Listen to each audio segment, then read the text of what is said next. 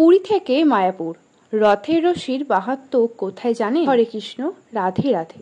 খুশির গোপাল সোনা চ্যানেলে আপনাদের সকলকে স্বাগত। আজকের এই ভিডিওটির মাধ্যমে পুরীর রথ, মাহেশের রথ, ইস্কনের রথ এবং মল্লভূমির রথের কতগুলি বিশেষ তথ্য আপনাদের সাথে শেয়ার করব। জগন্নাথ, বলরাম এবং সুভদ্রার মাসির বাড়ি বেড়াতে যাওয়ার উৎসবই হচ্ছে রথ। আর রথ এগিয়ে আসা মানেই আকাশে বাতাসে পুজোর গন্ধ। দেশ জুড়ে একাধিক জায়গায় মহাসমারোহে পালিত হয় রথযাত্রা। রথের রশিতে টান দেওয়ার জন্য লক্ষ লক্ষ ভক্ত সমাগম হয় পুরীর মন্দির, মায়াপুর ইস্কনে এবং শ্রীরামপুরের মাহেশ সহ মল্লভূমে। পুরীর রথ ওড়িশার প্রাচীন পৃথিবী ব্রহ্মাণ্ড পুরাণ অনুযায়ী সত্যযুগ থেকে চালু হয়েছে রথযাত্রা। কথিত আছে সেই সময় রাজা ইন্দ্রদম্ন বিষ্ণু মন্দির তৈরি করার স্বপ্ন দেখেছিলেন। মন্দিরে জগন্নাথ, বলরাম, সুভদ্রার মূর্তি প্রতিষ্ঠানের উদ্যোগ নিয়েছিলেন রাজা, কিন্তু বিগ্রহ গড়ার সময় বিশ্বকর্মাকে অসন্তুষ্ট করেন ইন্দ্রদম্ন। সেই কারণেই দেবদেবীদের সম্পূর্ণ মূর্তি নির্মাণ না করেই চলে যেতে হয় বিশ্বকর্মাকে। মনে করা হয় তাই জগন্নাথ দেবের হাতের গঠন সম্পূর্ণ নয়। 2 মাস ধরে এই রথ তৈরি করা হয়। রথ তৈরির সবচেয়ে গুরুত্বপূর্ণ ধাপ হলো কাঠ নির্বাচন। সোনার কুড়ুলে সেই কাঠ কেটে শুরু হয় কাজ। এই সময় কারিগররা নিরামিষ খান, পালন করেন ব্রহ্মচর্য। অক্ষয় তৃতীয়ার দিন থেকেই জগন্নাথের রথ নির্মাণের কাজ শুরু হয়ে যায়। গাছ পুজো করার পর সেই গাছ সোনার কুড়ুলে কাটা হয়। রথ তৈরিতে ব্যবহার করা হয় নিম ও হাসি গাছের কাঠ। জগন্নাথের রথের নাম নন্দীঘোষ, ভগবান বলরামের রথের নাম তালধ্বজ এবং দেবী সুভদ্রার রথের নাম হলো দর্পদলন। এই রথে চড়েই মন্দির ভ্রমণ করেন 3 দেবতা। রথের চাকা তৈরিতেও রয়েছে বিশেষ মাহাত্ম্য। দেশের মধ্যে এই রথযাত্রায় সর্ববৃহৎ। এবার আসা যাক মাহেশের রথের কথা। ভারতবর্ষের দ্বিতীয় বৃহত্তম রথযাত্রা অনুষ্ঠিত হয় হুগলির মাহেশে। শ্রীরামপুরে এই রথ দেখতে প্রতি বছর লক্ষ লক্ষ ভক্তদের ঢল নামে। জগন্নাথ দেবের মন্দির সংলগ্ন স্নান পিরি ময়দানে রথ উপলক্ষে প্রতি বছর 1 মাস ধরে চলে মেলা।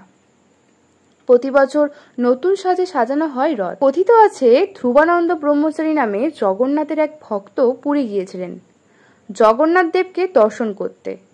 দর্শন করার পর তার বাসনা হয় তিনি জগন্নাথ দেবকে নিজের হাতে ভোগ রেঁধে খাওয়াবেন, কিন্তু সেদিন পুরীর জগন্নাথ দেবের মন্দিরের পাণ্ডরা তাকে বাধা দেন। এতে ধ্রুবানন্দ মনে খুব দুঃখ পান। ধ্রুবানন্দ মাহেশে এসে গঙ্গার ধারে সাধনা করতে থাকেন। একদিন ঝড় বৃষ্টির রাতে হঠাৎই ধ্রুবানন্দ দেখেন গঙ্গার তীরে একটা কাঠের বড় খণ্ড ভেসে এসেছে। তা থেকেই তিনি মূর্তি তৈরি করেন। অস্থায়ীভাবে শুরু হয় পুজো। সেই থেকে আরও রাজারা এই মন্দির সংস্কারের কাজ করে এসেছেন। শ্রী চৈতন্য দেব ছাড়াও মাহেশের মন্দিরে এসেছিলেন শ্রীরামকৃষ্ণদেব, শ্রীমা সারদা দেবী, প্রখ্যাত নট ও নাট্যকার গিরিশচন্দ্র ঘোষ, সাহিত্য সম্রাট বঙ্কিমচন্দ্র চট্টোপাধ্যায় এবং আরও অনেকে বিখ্যাত ব্যক্তিবর্গ। এবার চলে যাওয়া যাক ইস্কনের রথের কথা। মায়াপুরের রাজাপুরে রয়েছে জগন্নাথ দেবের মন্দির।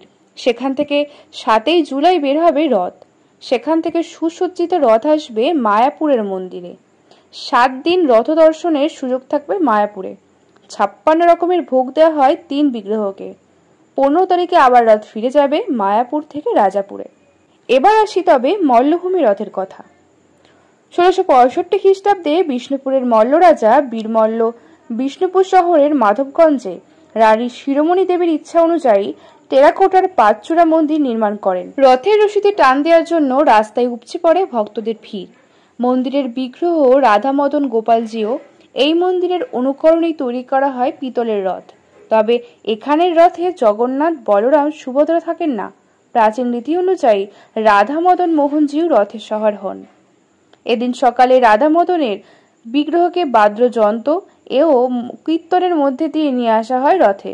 রথের মধ্যে চলে পুজো অর্চনা ও আরতি। এরপর শুরু হয় রথের রশিতে টান দেওয়ার পর্ব। দূর দূরান্ত থেকে বহু মানুষ এসে উপস্থিত হয়। আর রথের রশিতে টান পড়া মানেই দুর্গাপুজোর কাউন্টডাউন শুরু। অনেক জায়গাতেই হয়ে যায় খুঁটি পুজো। সোজা রথের দিন 7 পর উল্টো রথ। মাসির বাড়ি থেকে বাড়ি ফেরেন জগন্নাথ, বলদেব এবং সুভদ্রা। দেবীর আসার অপেক্ষায় দিন গোনা শুরু হয় বাঙালির।